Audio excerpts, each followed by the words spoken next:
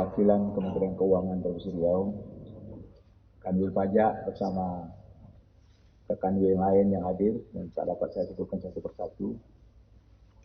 Yang saya hormati pimpinan BI, Pak Desimus, yang saya hormati Pak Bupati, Pak Wali Kota ataupun Wakil Wali Kota, atau Wakil Bupati dan Pak Sekda yang hadir pada kesempatan ini.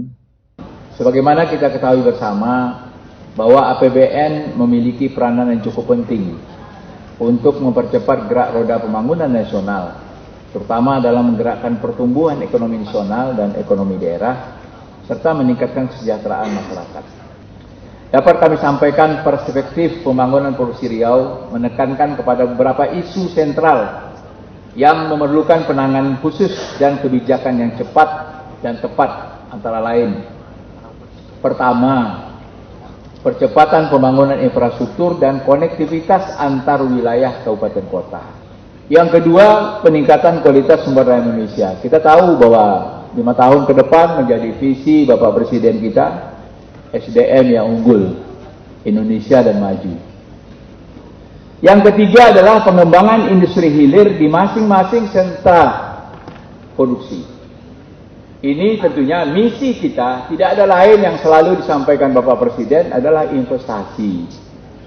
Investasi tentunya membutuhkan investor untuk datang ke daerah ini. Tentunya kami, pemerintah provinsi dan Pak Bupati, Wali Kota, bagaimana kita mempersiapkan teman-teman kita yang berkaitan dengan pelayanan perizinan ini, agar bisa memberikan yang termudah, yang cepat, sehingga nanti investasi ini bisa berjalan di Riau.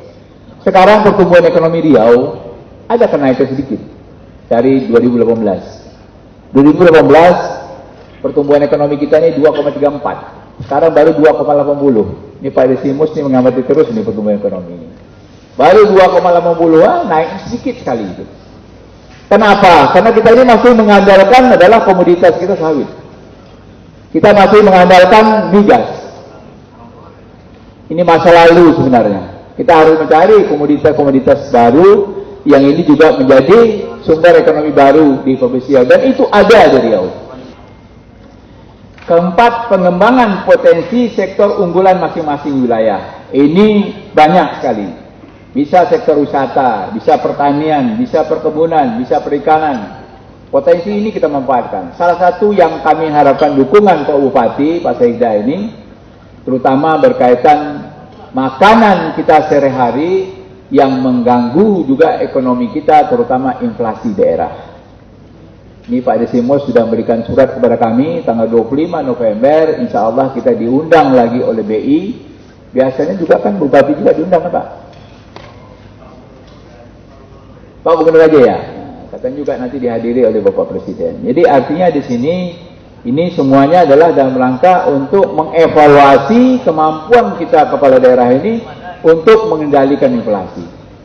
Yang mempengaruhi kepada inflasi antara lain beras, lada, cabai, bawang, daging, telur. Nah, ini juga berpengaruh kepada kenaikan harga dan juga lemahnya masyarakat untuk membeli ataupun lemahnya daya beli. Ini tentunya tugas kita semua, bagaimana juga di tengah kita mengembangkan berbagai sektor pertanian, tentunya tanaman-tanaman seperti ini juga perlu kita galakkan. Saya setuju nih Kampar kita buat nanti jadi sisi kota kembar dengan Melaka, agar nanti wisata Melaka sampai ke Riau. Nanti sampai ke Riau, udah sampai ke Kampar, bisa sampai ke Pelalawan, bisa sampai ke Siak, bisa sampai ke mana-mana dekat-dekat di sini. Kalaupun dia ingin berlama-lama, silahkan aja. Udah naik sebenarnya destinasi berwisata ke sini.